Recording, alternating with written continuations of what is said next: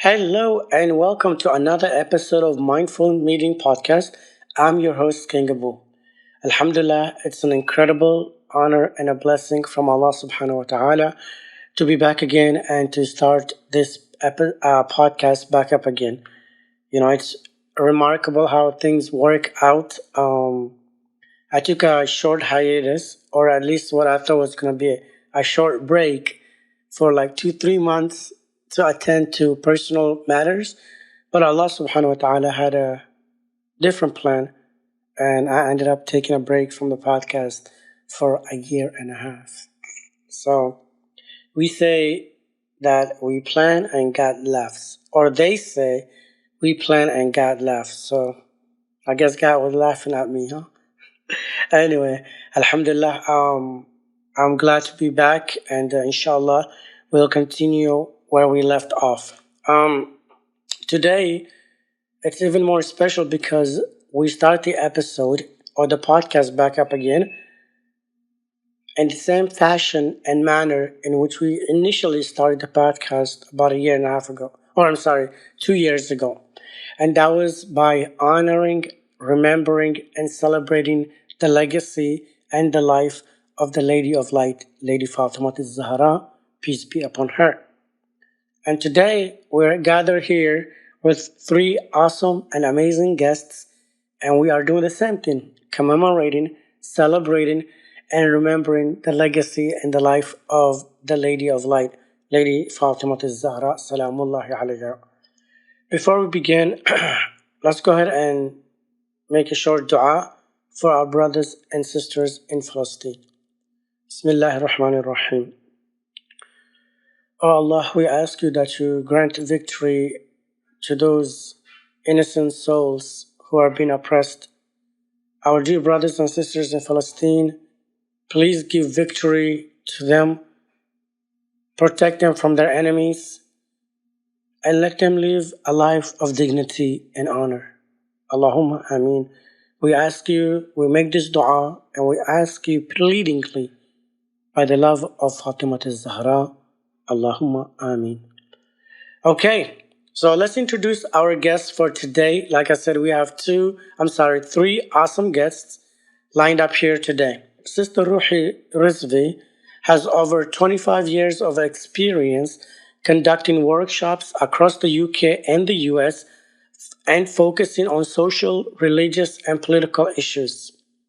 She's also the founder of Project Zainab, an independent voluntary organization that works to eliminate social issues whilst communicating the importance of nurturing compassionate families. She's also a public speaker, a poet, and has been the backbone to the Free Sheikh Nimr and Sheikh Zaki campaign in the UK, as well as her role with the Bahraini Human Rights Campaign. Next up, we have Sister Fatima Sabur. Sister Fatima Sabur is the co-founder of MANA, which stands for Muslim Ambassadors of North America, and her vision is to unite and cultivate understanding across many faiths, cultures, and communities. Okay? And she's also a public speaker herself. And Sister Fatima is the founder of the Houston's local outreach group called Hope. And finally, we have Sister Khadija Aswan. Khadija is currently a teacher at an Islamic school in Houston, where she teaches high school math and Quran recitation. She enjoys learning about Islam and converted to the school of Ahlulbayt 7 years ago. She has a bachelor's in public health from the University of Washington, and in her free time enjoys doing henna art, studying the Quran, and volunteering in healthcare. All right. So there you have it, folks. We have three amazing, ambitious, and well-accomplished young ladies. Now, Let's go ahead and jump right into it. Khadija, I want to start with you.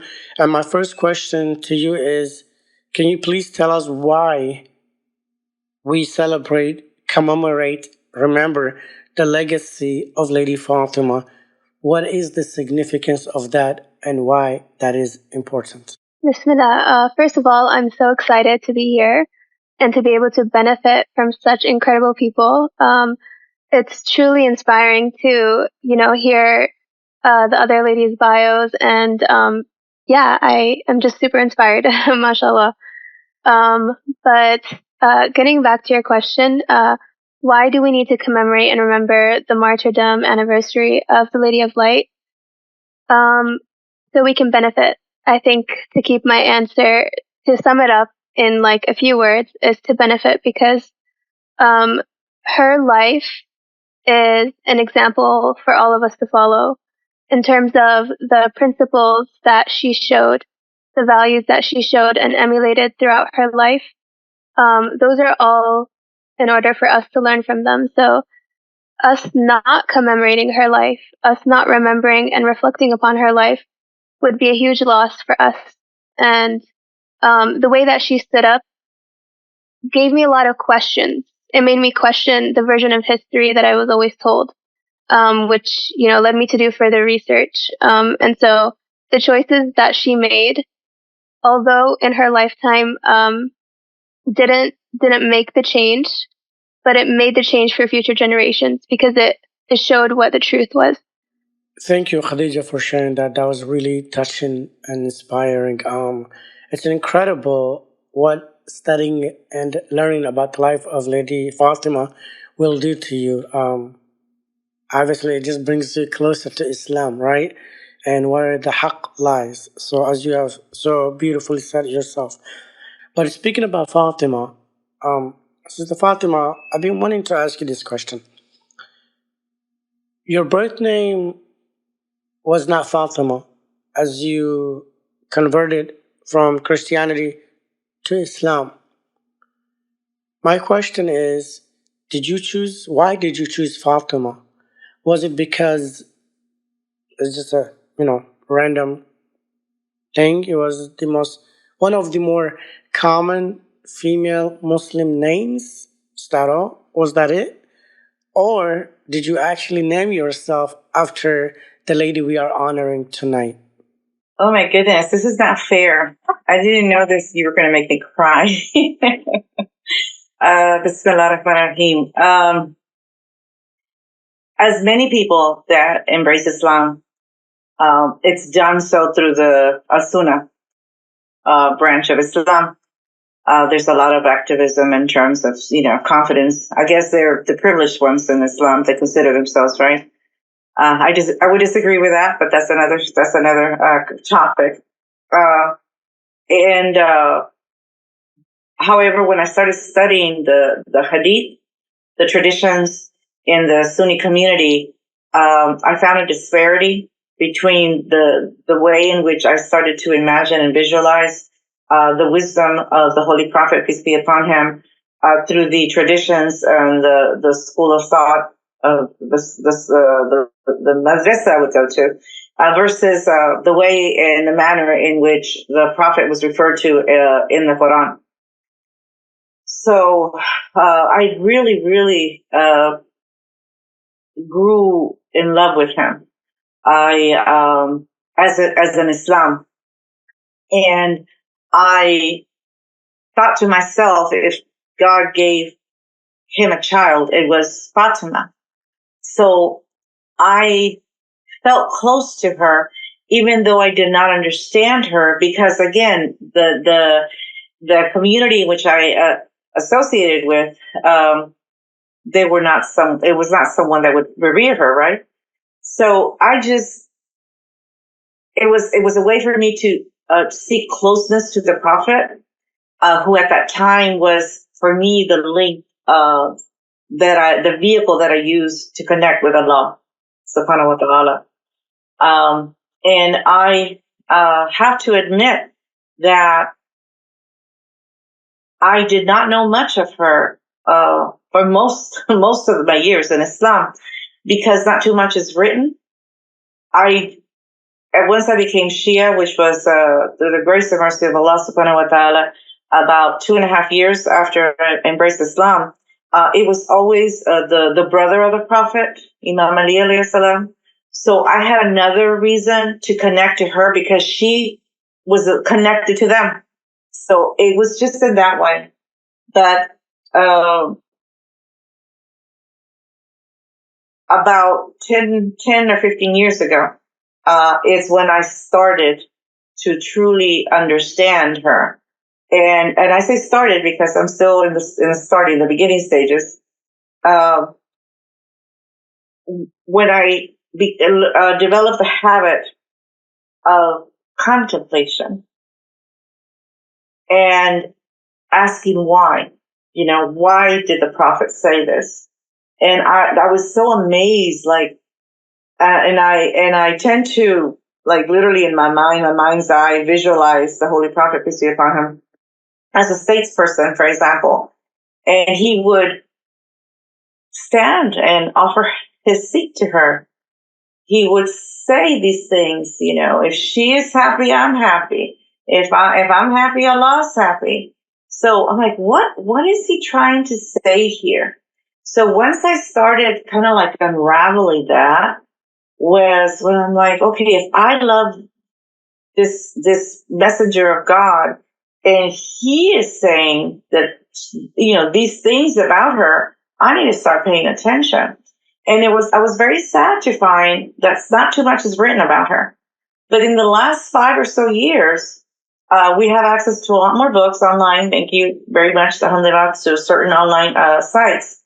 And it's kind of started from that way. But my name had really nothing to do with her. It had to do with her association with the Holy Prophet and the Imam Ali alayhi salam, who again I grew to love through his book, the Book of Eloquence.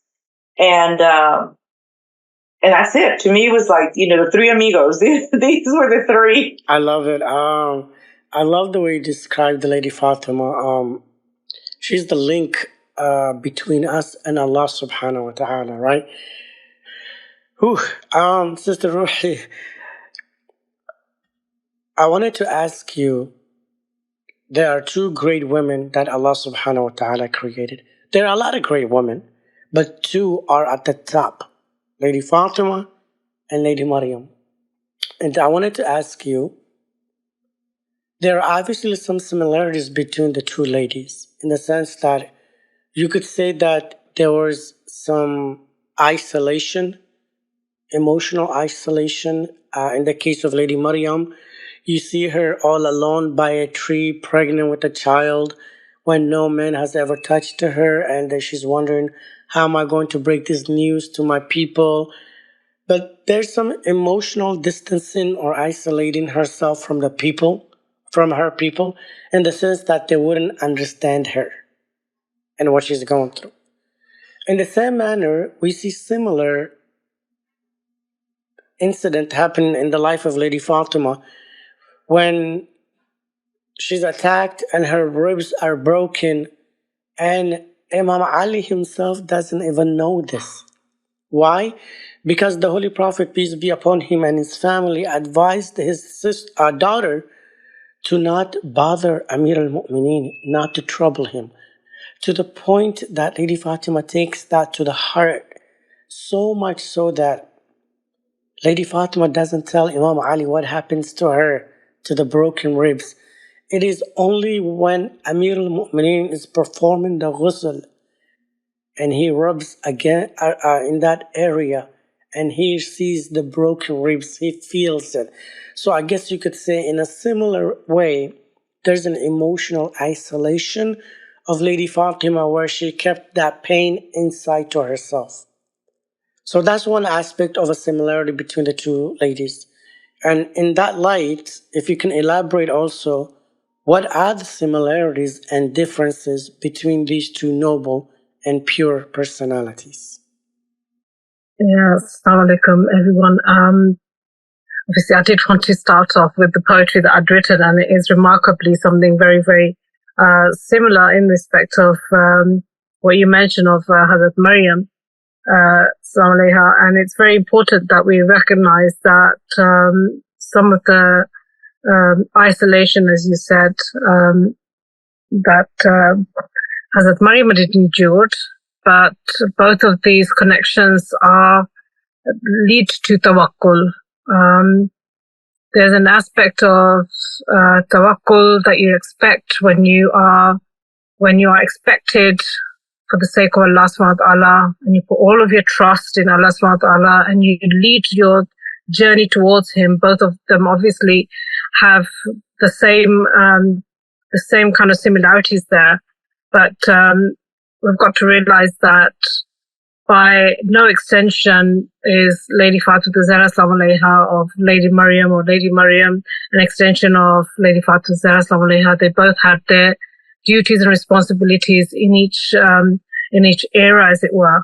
And I can imagine that as you so rightfully said, that Lady Maryam alayhi salam, the isolation, being put in the doing her duty at the temple and being left by herself and being told that she's expecting a child and this child is going to be a Masiha.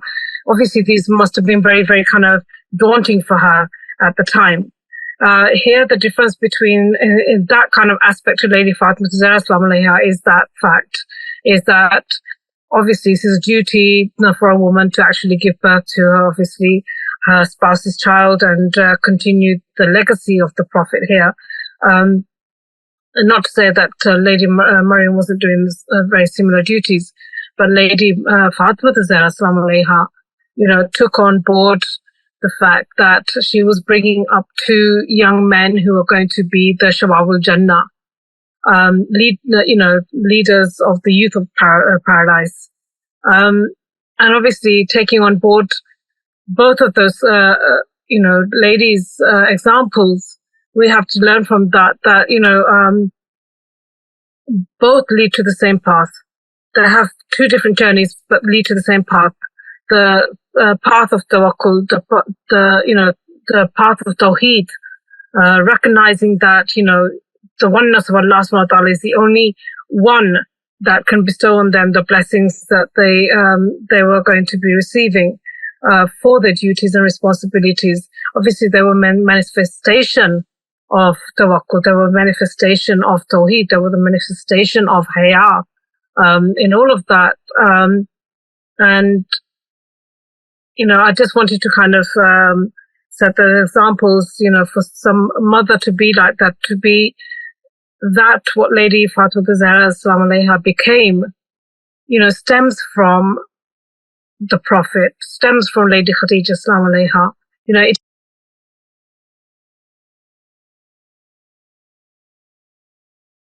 Sorry, I just muted my hand. But, such mothers do nurture these holy females of our household, be it Lady Fatima Az-Zahra Salam Alaiha or Lady Maryam Salam Alaiha.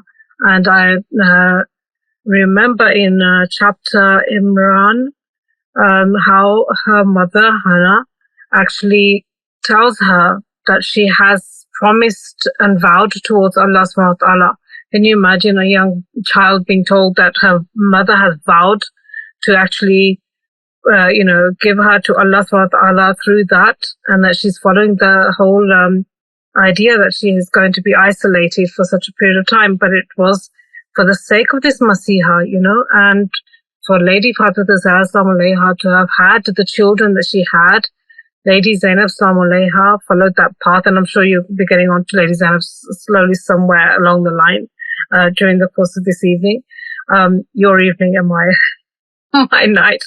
But the case is that there's always a duty. Even us as mothers have duties towards our children. Ours is to lead them to the path, the correct path, the righteous path, as did the mothers that we are discussing right now. These mothers both saw that these paths lead to Jannah, both leads to rewards and blessings of Allah subhanahu wa ta'ala, both lead towards recognizing the tawheed, recognizing a lot of other things. But we also need to have tawassul. which is a very important element when it comes to our lives and how we lead them. And that is this tawassul and tawakkul that actually leads us to not only obeying him, but making sure that we nurture our children to do the same. Ahsan, thank you so much. That was very beautifully well said. The mothers nurturing the children to tread on the path of righteousness, of modesty and bravery. Right? When you look at, because you mentioned Sayyida Zainab, but when you look at Lady Fatima, I'm sorry, when you look at Lady Zainab, she wasn't just born one night, came to the world, and the next morning she woke up and boom, she's already brave. And no, Lady Fatima and her father, her husband Imam Ali, molded Lady Zainab. They taught her, they gave her that righteous upbringing. They nurtured in her this bravery, this eloquence, this desire to fight against injustice. And that's why it's not a surprise on the day of Ashura and Karbala when we see Sayyidina Zainab alayhi salam rising up against oppression, rising and standing up to the tyrant of that time alongside her brother, who was also the Imam of her time, Imam al-Hussein alayhi salam. And then once Imam al-Hussein is martyred, we see Sayyidina Zainab does not remain silent. She still teaches us, look, Imam of my time is gone, but now there's another Imam of my time who also happens to be my nephew, Imam Sajjad.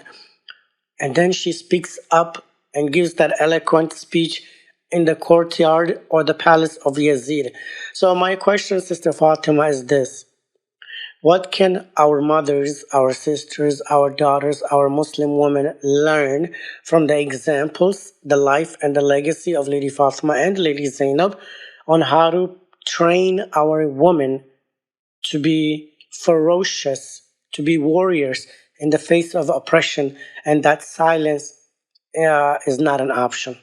Thank you very much for asking me that. Sister Ruhi, I loved your commentary on these beautiful ladies.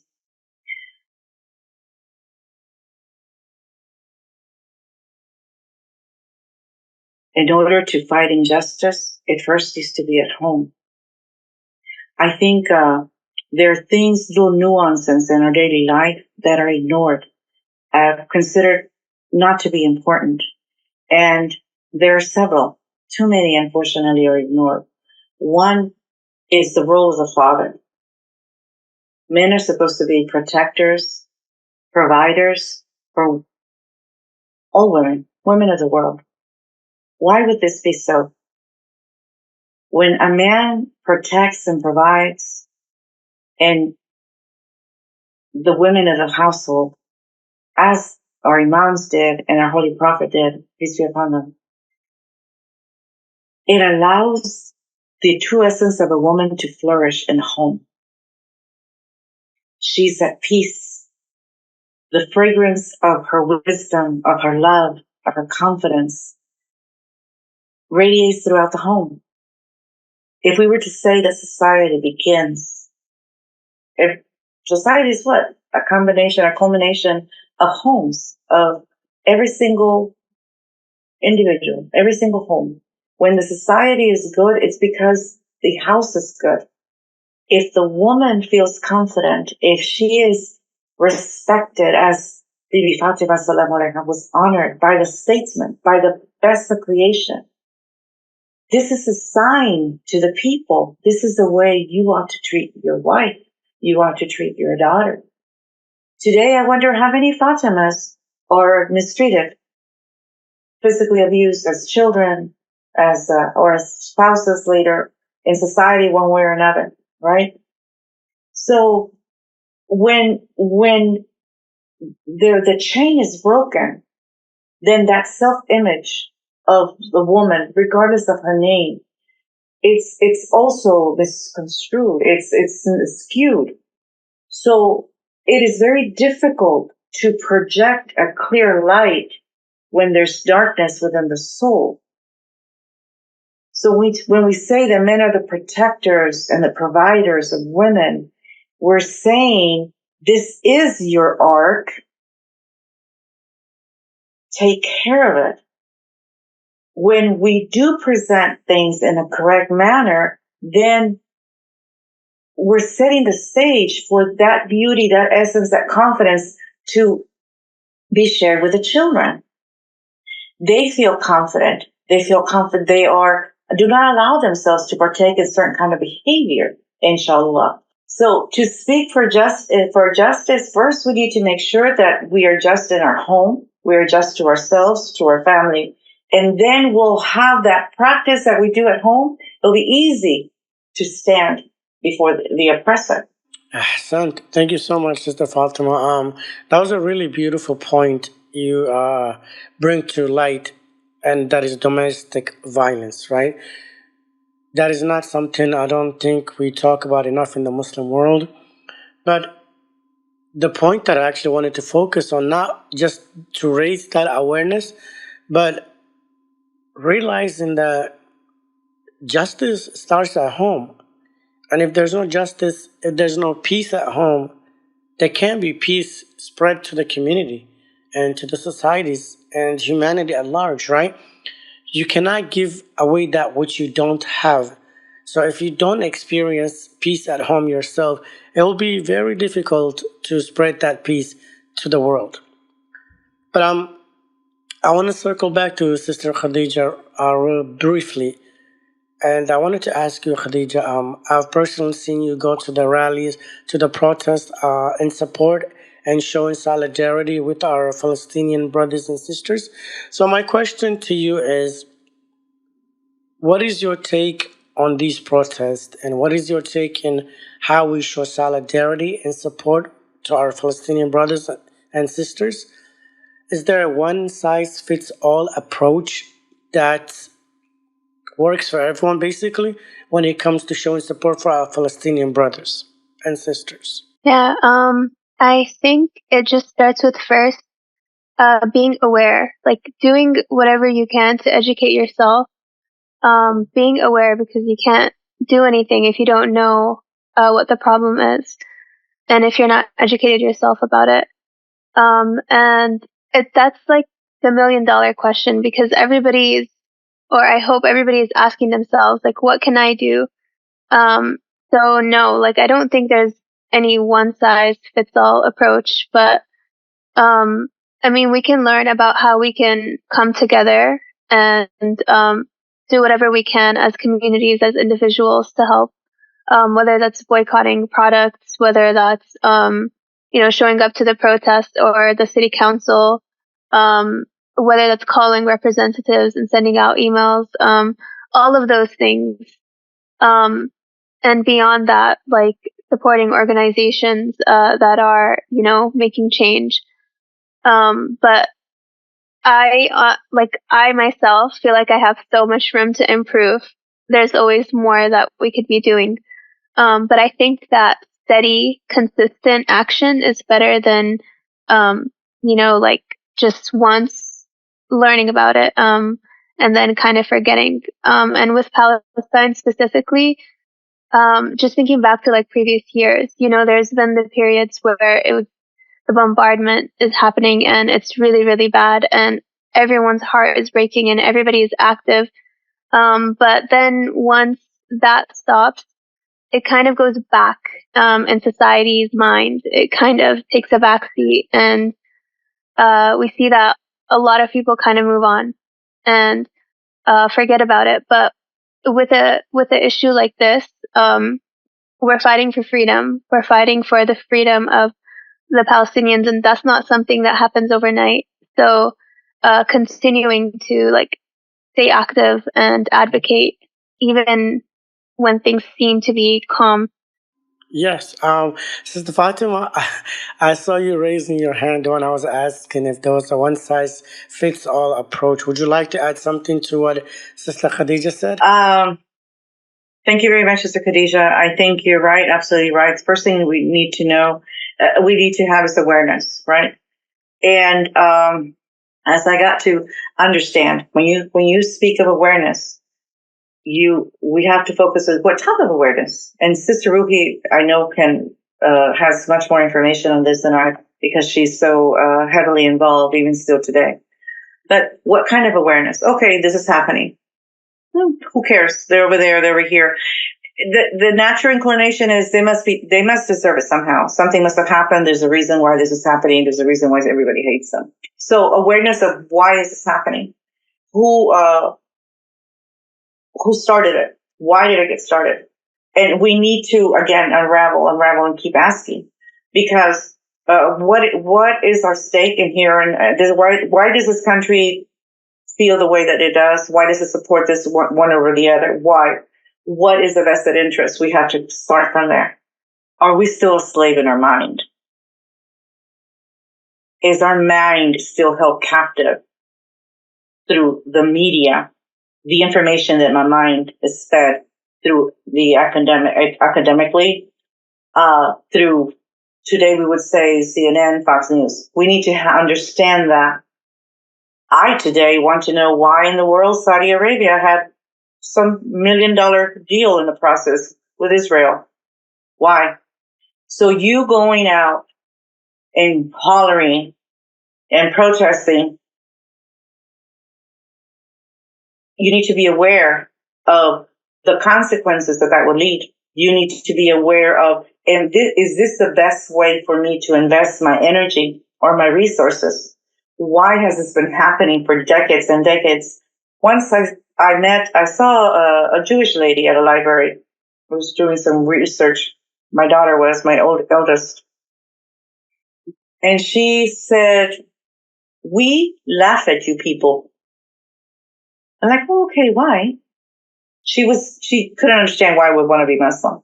She said, if somebody invaded my land, they would be gone. We wouldn't be talking about this decades later. And she brought to my attention, this is a couple of decades ago, at least, there was already a map of the world, and there was already the flag of Israel, Zionist. There was no flag of Palestine.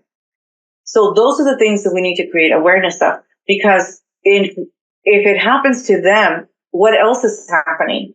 You need to have an awareness of when the news is directing your attention to Y place, what is it that they're trying to divert your attention from? That's the kind of awareness you need to have. This is bigger than us, and I do not understand. I have a question. During the time of Lady Fatima, salam alaiha, she was divine art. Allah subhanahu wa ta'ala gave her the control of the land of Fadak, which at that time we could say would be the black gold. In that, through this oasis, they would be financially set. Knowing this, the powers that be decided, no, you cannot have this. They took it away, right? Allah subhanahu wa ta'ala has placed in the countries where majority Muslims live, so-called Muslims live, the black oil, the black gold. Literally, they walk on it. They sit on it. God has placed it under their feet. That the substance for which all energy is produced. Yet, we're still enslaved. We're still having this issue. What I want to know and I wonder is, instead of going and protesting in the corner, which I'm not saying don't, I want to know, why is it that we're not closing the pipes to the oil? Why are we not refusing to negotiate until our people are freed? When God has placed it under, literally, where we sit, where we stand, that which makes the world go round today. So is our attention being diverted to let's go and make a poster and going, instead of from what we could actually be changing? That's what I want to know. That's the awareness that I think we need to get to. And I've gotten to this only after, a few decades. I'm like, why are we still talking about this? Because you're right. We're going to forget about it because we have life. Life happens. And it doesn't really matter. I have never seen the media suddenly care about the Palestinian people. There's a reason why we suddenly care. And I would say be careful, because level of awareness There are many layers of level of awareness. So we have to ask Allah subhanahu wa ta'ala to inspire us, because there, I am more upset about the lack of support by the so-called Muslim countries and the fact that they're still involved in other areas than I am about what the Zionist people themselves are doing, because they're doing for themselves, but we are not doing for each other. And that to me is appalling, unacceptable. Talking about the elephant in the room, that is what we need to address. 100%, exactly right. It's crazy, subhanAllah, that Allah Azza wa Jalla has blessed these Muslim countries so much with so much resources. And at the very fountainhead of these resources is oil. And all these Muslim countries have to do is close the pipes, as you've said. And Allahu Akbar. This whole genocide comes to an end within days. But anyway, Sister Ruhi, as Sister Fatima said, you have a lot of expertise and you're very versed in these topics. So I guess my question is, where do you get that drive from? What motivates you to rise up against injustice? Who instilled and nurtured these behaviors in you? I'm really curious to know. Yeah, no, absolutely. Thank you, Sister Fatima. You highlighted several things, and Khadija, you mentioned the Palestine rallies and everything, and exactly the small things that we can do still matter, regardless of how small they may be, because it's still a drop in the ocean. How I see it, or how I have been in the previous years, I think it stems from my parents, who never stood quiet when it came to history or what things were taking place in Pakistan. They were actually the migrants that came from India into Pakistan, and the atrocities my mother speaks of has a huge bearing on what I am today. Had my parents not spoken about the issues and relayed the difficulties in becoming the migrants of Pakistan, and then speaking about politics in the middle of the household at any given time, I still look back and think, wow, maybe this is exactly what it was. So I believe that I may have been about 12 to 14 years old when my father and my mother took me to the protest to prevent Zulfikar Ali Bhutto from being executed. And that was a very huge figure, a figure who stood in the UN and tore the papers and said, "We will not be your puppets." Okay, and he was not liked across the world. Okay, it took me a while to kind of join the dots, but if you look carefully at history that took place around that time, 1947, the making or splitting of India with Pakistan, or giving Pakistan a home, however you would like to describe it, is around the same time as our Nakba in Palestine. Now, for a lot of people who may not have joined the dots, they may have actually been thinking Palestine is a separate issue to what happened to India-Pakistan. Okay? This is after World War II. Now we're thinking how to distract the minds of people around the world. Let's give into India and give them exactly what they want. If they want the Muslims out of their country, let's go and do that. Let's also play it in a game where people will be thinking, hang on, okay, Pakistan's getting a new home. It's a new home for Muslims. But was it a new home for Muslims? Is that what the Muslims wanted? Is it by majority what the Muslims wanted? Or was it because they were also being persecuted in their own homes in the Hindu villages? So there's still a religious context to this. Okay? Now, around the same time, here comes the Second World War, then happens the so-called Holocaust, and that 6 million people need a home, and all of this. So me being a British, understanding history, looked deeply into the history to see okay, I'm seeing a lot of changes from East London into different parts of London where there's a Jewish kind of exodus from different parts of the world moving into and centralizing towards another area of the world. So these are things that I've kind of concentrated on during my last few years. And it all has a bearing. Not to mention that if we choose to make a UN that is going to serve our purposes, it will do it when exactly the moment we choose it to do so. Okay? Then we're also looking at, let's not forget who instated the Al Saud family in Saudi around the time. Yeah? Abdul Aziz and the war against Egypt and all the other places. It was the British.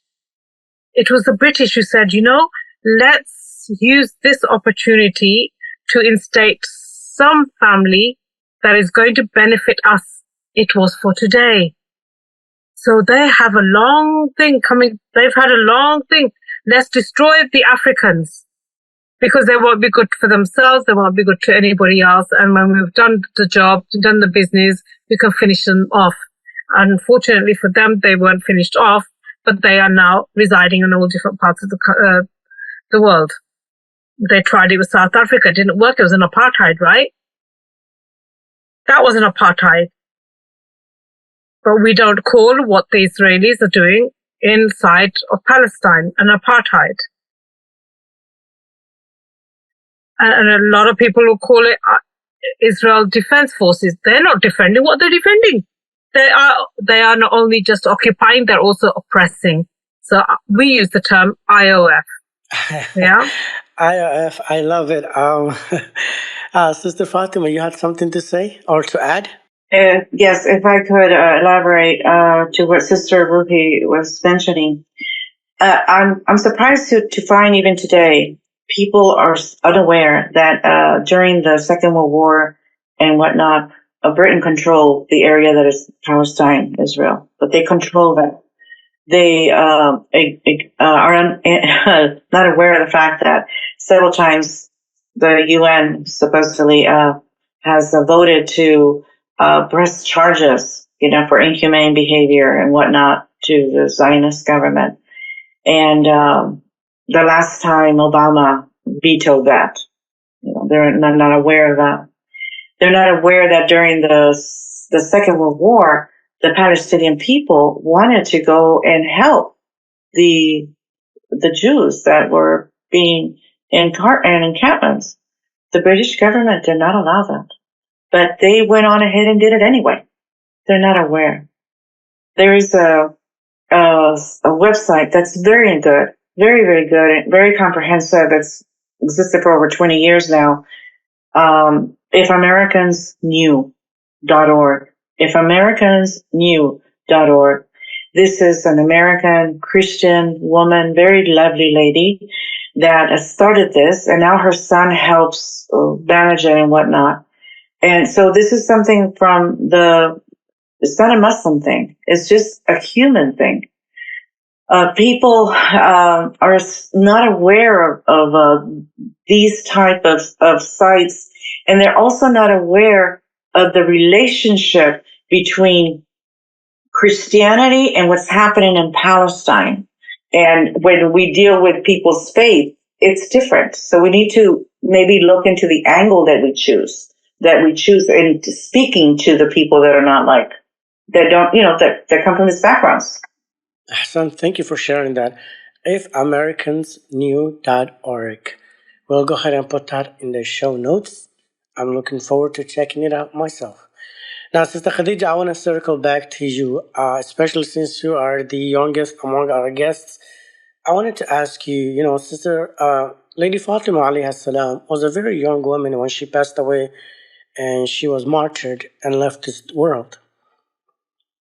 But right before she is martyred, she rises up against oppression. And this is very, you could say, controversial in the Arabic Peninsula at the time. She doesn't only rise up against oppression, but she does so while her husband is at home silently being patient, right? Now, Lady Fatima goes out in public, delivers a speech in front of men as well. Not only does she go out in public, but there are also men there, and she's giving a speech and raising her voice against oppressors of her time. We can learn so much from just that one incident alone. My question to you is what is Lady Fatima trying to teach us in that moment? Because as you know or may know that there's a lot of restrictions placed on Muslim women. They're not allowed to go out in public and recite the Quran in this manner. They're not allowed to do speeches in public. They're not allowed, if there are men present, they're not allowed to do X, Y, and Z. And all of these things are imposed on them. Whether it's Islamically endorsed or not, that's a separate conversation. But in the light or through the lenses of our scholars, there are a lot of restrictions on women. But here comes the lady, the leader of all women, Lady Fatima, and she's giving a speech in front of men and women in a public platform. My question is, what can our women learn from this incident alone? Yeah, that's a really good question. And it makes me reflect on what I absorbed about the role of a Muslim woman growing up. A lot of the times not seeing role models, growing up of like Muslim women who are out there, who are vocal, and not that they weren't around, but I feel like, I just didn't really see a lot of that representation, and I wasn't taught that Muslim women really have that role in society. It kind of seemed like we're taught about our roles in relation with others, being a mom, being a wife, all of that, and we're prepared for that. But I didn't feel like we're taught to be active in society, to be active change makers and actually affect the way that society moves. Um, and that's what really struck me about when I learned about Sayyidah Fatima alayhi salam and how she delivered the sermon of Fadak. Um, because it was really contrary to what I was led to believe about the role of a Muslim woman, that she should be, that she should be silent, that she shouldn't be speaking out in public, especially not in front of men. So it kind of showed me that Muslim women are given a voice in Islam, and they have the right to exercise that voice and also have a responsibility to exercise that voice. And even looking at her influence on Sayyidah Zainab alayhi salam, Sayyidah Zainab alayhi salam is actually the one who narrates the sermon of Fadak. She memorized it as a little 5-year-old girl, and we get that narration from her about the whole entire sermon, because she memorized it. And just thinking of that little girl, seeing her mother vocal, active, standing up for her own rights, and also being raised by Imam Ali alayhi salam, who's also the peak of eloquence. You can imagine that culminating in Lady Zainab alayhi salam and the sermon she delivered in Yazid's palace. Um, and yeah, so I think looking at Sayyidah Fatima alayhi salam and actually relying on her example, shows us a different image of the role of a Muslim woman in society and how she participates, how she's also a backbone of society, and how she also has a responsibility to stand up for justice and speak the truth. And it's a wonderful thing that that she went out and delivered the speech, that she spoke, because although Imam Ali alayhi salam could have, you know, Lady Fatima speaking for her own rights, it's a message to all generations. It's a message to all Muslim women that we can do it, that we should do it as well. Yes, so let me give you a pushback real quick, okay? So, what would you say then to those who say, "Wow, look at Lady Fatima. She went out in public to speak while her husband remained silent. Did she not listen to the Imam of her time? Did she not listen to her husband? Why did she not obey her husband?" he chose to remain silent. Why is she going out there in public and speaking in front of men at that? What would you say to those critics? I don't imagine that Imam Ali alayhi salam prevented her from going out and speaking. Um, if Imam Ali alayhi salam would have, Sayyidah Fatima alayhi salam would have listened to her Imam, but Imam Ali alayhi salam did not. He let her speak. And that in and of itself speaks to the actual teachings of Islam.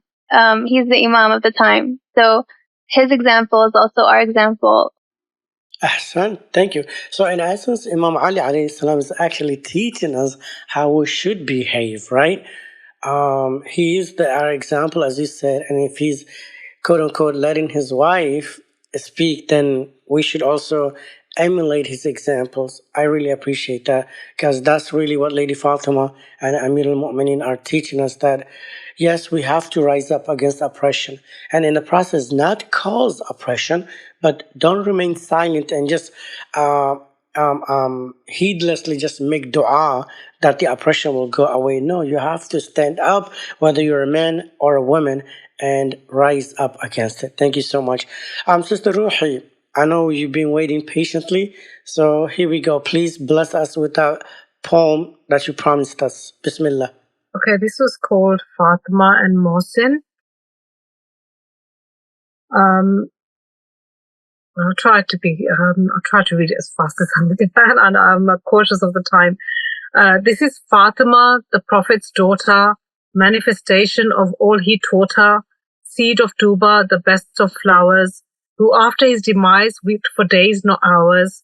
They didn't just ignite the flames of Fatima's door, they scorched Islam, mankind, and everything that is pure. Nowhere in the history of Islam will you hope to find that the entire Ummah either turned away or went totally blind. They didn't just deny Mohsin his awaited crib, they tortured his mother and broke his innocent soul's rib.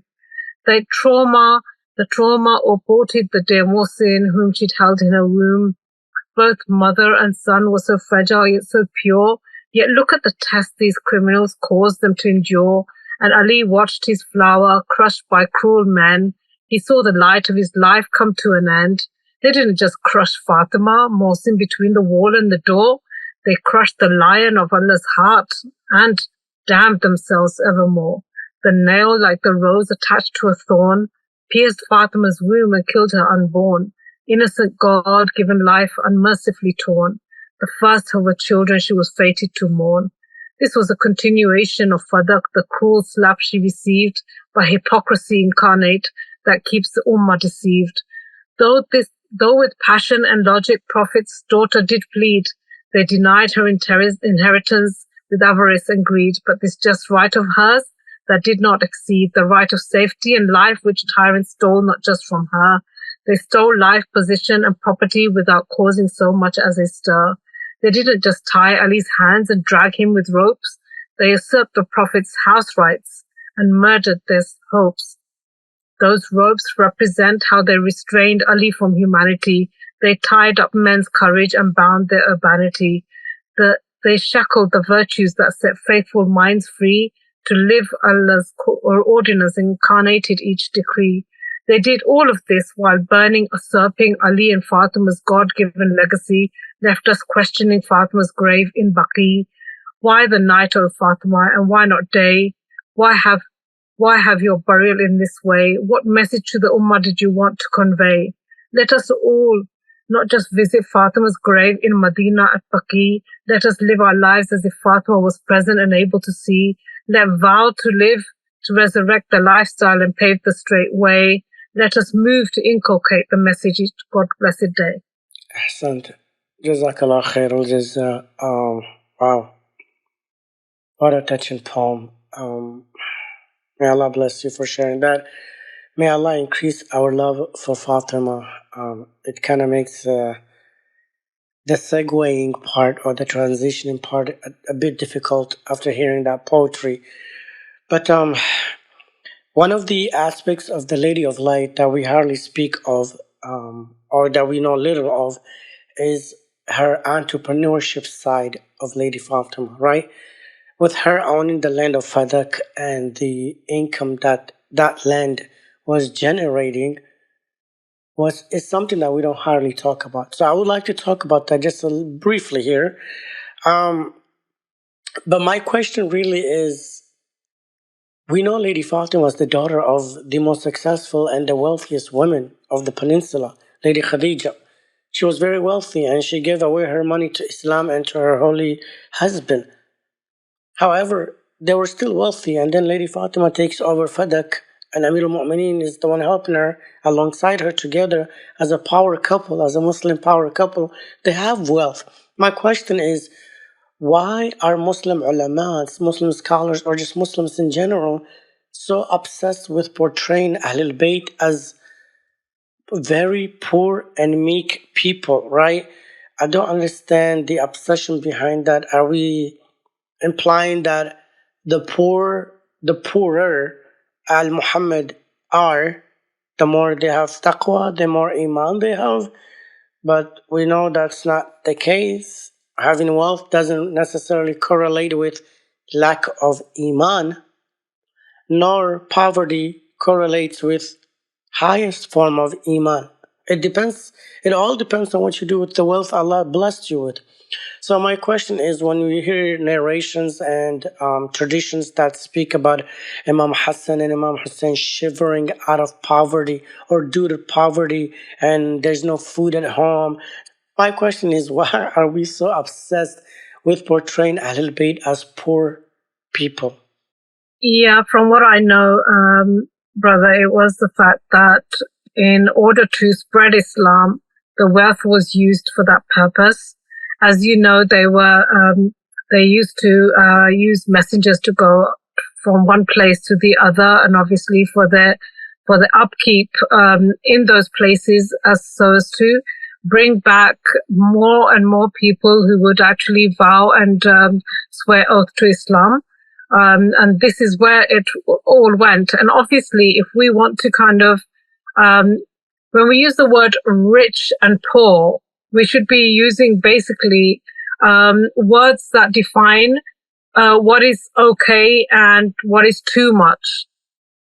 So why would we assume that our Prophet was extremely rich, or because Lady Khadija had the wealth, that they were wealthy? Why can't we assume that according to the teachings of Islam, to have so much is also not good, but to share it amongst people who are poor, and then give parts of it to sadaqah, to give it parts to various parts? If that is all the parts of Quran, then do you not believe that they would role model that aspect first and foremost, as opposed to have too much wealth and a poor man coming to their home and seeing them having too much? I mean, how would they feel? Would they? I mean, to me, this is how it rides out, that they probably felt, or it was done to them, that more important than wealth was having their iman, and therefore having just enough to have in terms of dressing, eating, living, and that was it. The basic living needs that they needed were fine, and that was put in a different pot. The different pot of money that would be to, okay, we can send out our new people, correspondents, or across the world on this oasis or this part of the land, or to go and gain Islamic knowledge, to give Islamic knowledge. Obviously, that would have been important too, and that could not have been done if finances weren't used. Very, very interesting perspective. I appreciate that. But if I could give you a pushback, and that's only because I'm struggling understanding this whole idea of portraying Ahlul Bayt as very poor people, right? My only question, I guess, what I'm trying to really understand is, and maybe you may or may not have the answer to that, but I guess it's me thinking out loud, and I just want to know: have we exaggerated about the wealth of Ahlul Bayt?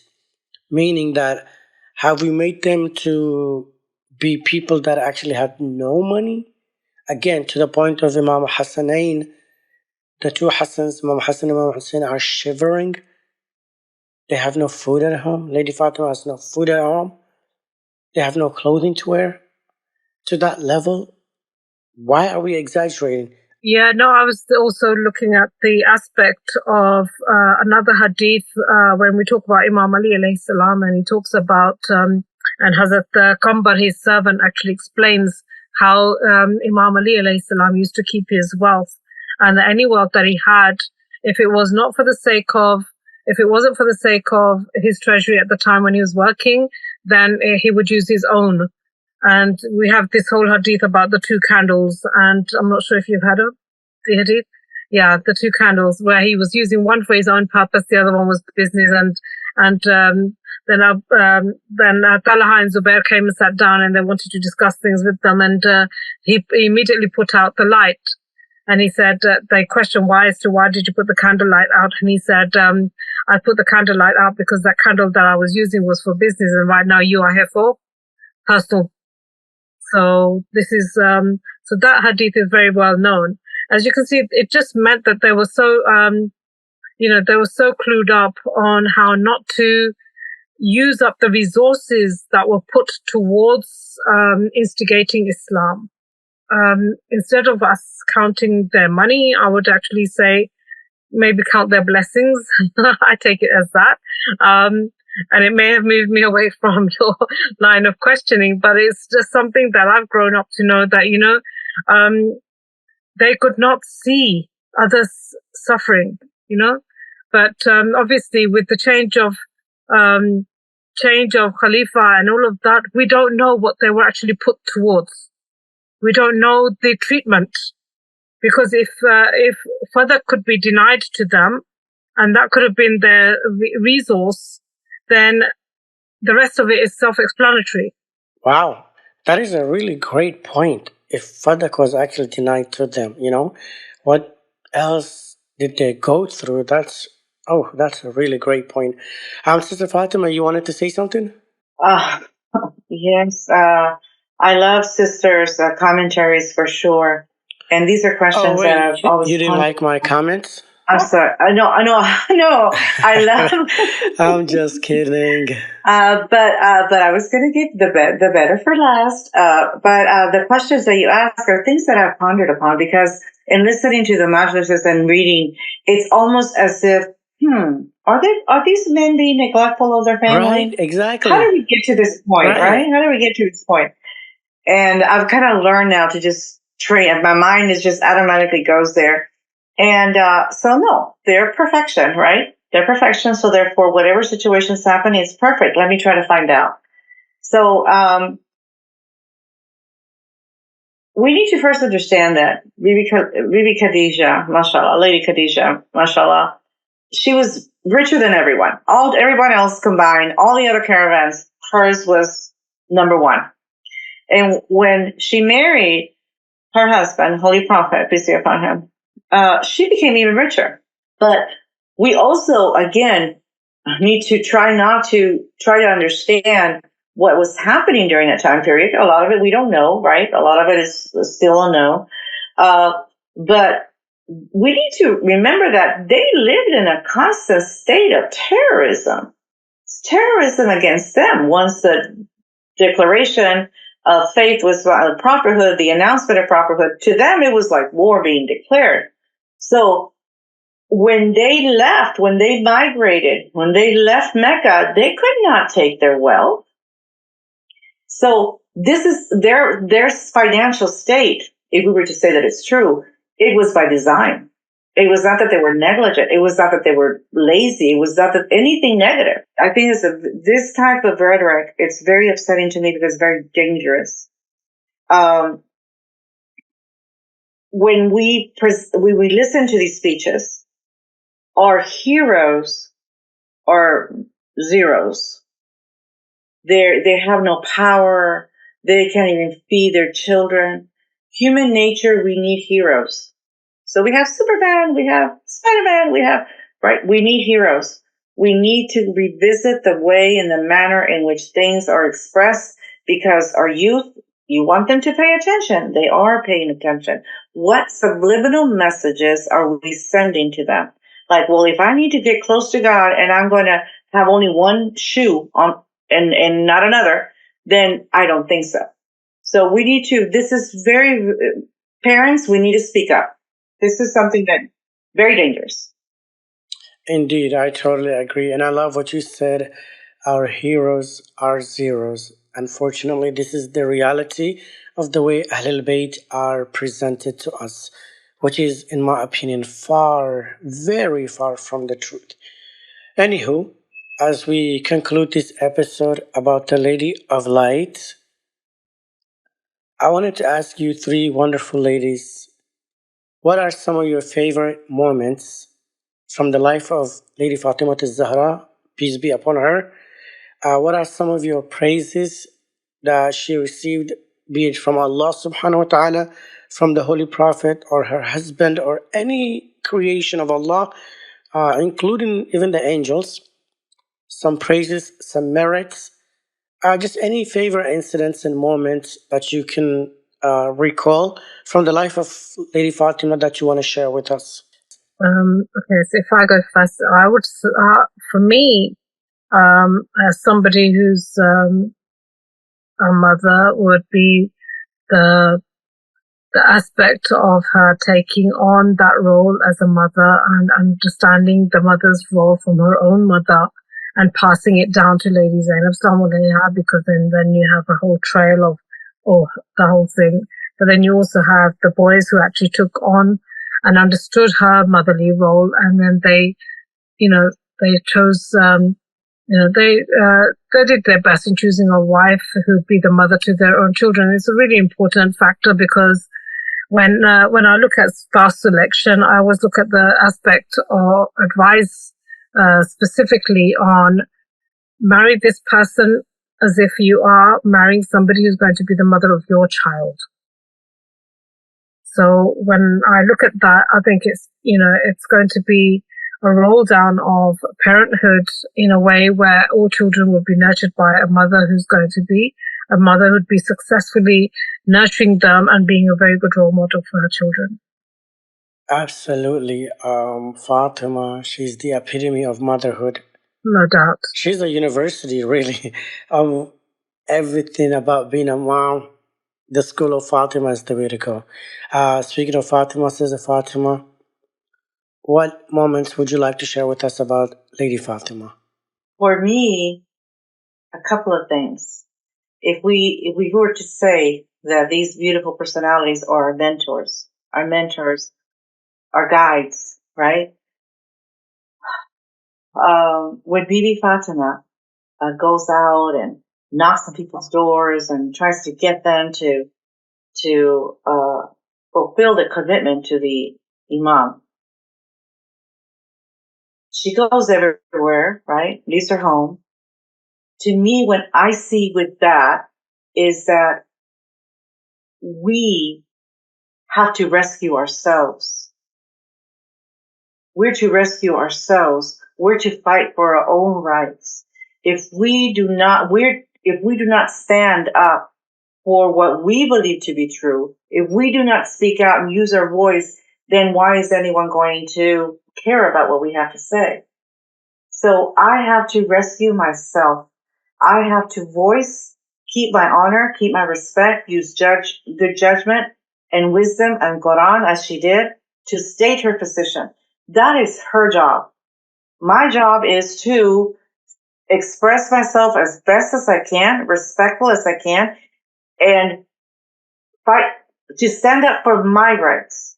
And I love this aspect because she did not have to do that. Fatima is still Fatima, whether the rest of the community decided to agree to their status or not. Their status is still there. They're still in the representation of Allah's mercy to the world. We are the ones that lost. So it just reminds me that to me it's very relevant in today's life. Yes, indeed. It is the best manifestation of love. I love that. Sister Khadija, finally, we come to you. Please share with us your favorite moment or highlights from the life of Lady of Light. Thank you all for sharing your favorite parts. I think for me, it's not something Sayyida Fatima alayhi salam said, it's actually something Imam Ali alayhi salam said. when the Prophet ﷺ asked him, "How did you find my daughter Fatima?" and he said that I found her to be the best companion towards Allah subhanahu wa ta'ala, that always sticks with me. And it's just my favorite thing because it's just I feel like their marriage is a role model marriage. And that statement kind of embodies, I feel like, what the spirit of their marriage and what I would aspire for a marriage to be is to have that spirit of journeying to Allah subhanahu wa ta'ala and having refuge in each other on that journey. So yeah, that's my favorite. Wow, subhanallah. I'm not at all surprised. Of course, you would answer it that way. Subhanallah. So quick story, guys. The last episode of season one, which was titled, if I remember correctly, Our Relationship with God, right? Khadija was one of the guests in that episode, and she was talking about her transformational journey of Salat and her relationship with Allah subhanahu wa ta'ala, and how that journey of praying, or not praying rather, went from something she viewed as a chore to something that she described as, I looked forward to praying every time. And those words still ring in my ears, and I say, Subhanallah. It really inspired me to look inwardly at myself and my own journey of Mi'raj. Because the Holy Prophet, peace be upon him, and his family described Salat as Mi'raj al-Mu'min, the Mi'raj of the Mu'min, the ascension of the Mu'min. So in other words, when we pray, it's supposed to ascend us, take us and elevate our Iman to that level, right? But Khadija described that process as a chore. And then something happened. You can go back to the episode if you want and listen to it, as she describes it so eloquently. I know I'm not doing justice to her right now. Hope she'll forgive me, inshallah. But she goes from describing it as a chore to something that she looked forward to doing. And it just inspired me, inshallah, one day to have that same desire, that same longing, that same yearning of praying to Allah subhanahu wa ta'ala. So anyway, as we have officially concluded this episode, we are done, alhamdulillah. I do have one last question. And this question is a question that I don't share with my guests because I like to witness the raw, authentic answer and reaction from my guests when I ask the following question. And that is, what is your message to humanity? Believe believe that what Allah says to you in the Quran is true. He speaks to you as a believer. You are a believer. God has created you as a Muslim. He's giving you a title of a Muslim, a title, a job description, even though you don't necessarily have the skill set. This life is a skill set when you learn it. He's giving you everything that you need to acquire that skill set. As the example he used with Khadija, it went from a chore of praying to a loving praying. But you couldn't have gotten it without that, without the eyes, the mind, the body to do it. So believe that you have the skill set within yourself to be able to successfully represent God on this planet during your journey. And that is what your job is. Believe, because God has already spoken to you as a believer. Own it. Become it. Own it, become it, be a believer. I love it. What about your sister Ruhi? What really, really stands out for me is, humanity can be so much better if you have the tawakkul, the tawassul, and then you can understand what Tawheed is properly. You can understand what trusting in Allah is. You can understand, it seems to be a lot of T's there. So for me, it's always, caption to go through the T's. But it is all of that. And, if we had all practiced Tawheed and understood it in the way it was meant to be, then today we would not have the issues around the world that we see or have seen centuries ago. that have kept up with, people not feeling that Allah exists because His existential rights are undermined. Hassan, thank you. Tawakkul and tawassul, and inshallah that leads to proper understanding of Tawheed and trust in Allah subhanahu wa ta'ala. I love that. Khadija, you're the last one remaining. I love having you on this podcast because you always have amazing content. So let's see if you can dazzle us one last time. Well, I kind of just want to piggyback of what Sister Fatima and Sister Ruhi already mentioned. And I think just believing in your ability to grow and keep growing. Never stop trying. Keep pushing yourself and just believe that Allah subhanahu wa ta'ala will get you through whatever hardship that you're facing, and that tomorrow's a new day. The sun will come out again. The sun will come out indeed. I love it. Continue to grow. Tomorrow is another day. Thank you so much, ladies, for blessing me with your presence and your insight. That officially concludes our episode for today, honoring the Lady of Light's life and martyrdom anniversary. If our audience wanted to get a hold of you, ladies, how can they do that? Just my email. Yeah, I'm on Instagram. I'm on you name it, I guess. I've got a Twitter handle. I do a lot of the work using both of those. Email comes second to all of those. I guess it's Instagram first and then Twitter second. And you, my dear cousin? Well, I do henna, so I have an Instagram, which is you can have it under the caption if you'd like. Oh, well, in that case, I'm going to have to charge you 10% fee for promoting your business. Where's the love? Don't bully her. I know. Shame Come on on, me. we're family. All right, folks. Thank you so much. That does it for this week. Join us next time as we bring two amazing and awesome guests and discuss Prophet Jesus, Imam Mahdi, and Palestine, and how the end of time will look like under their rightful government. Until then, this is King Abu saying so long, and remember to treat each other with kindness. Goodbye.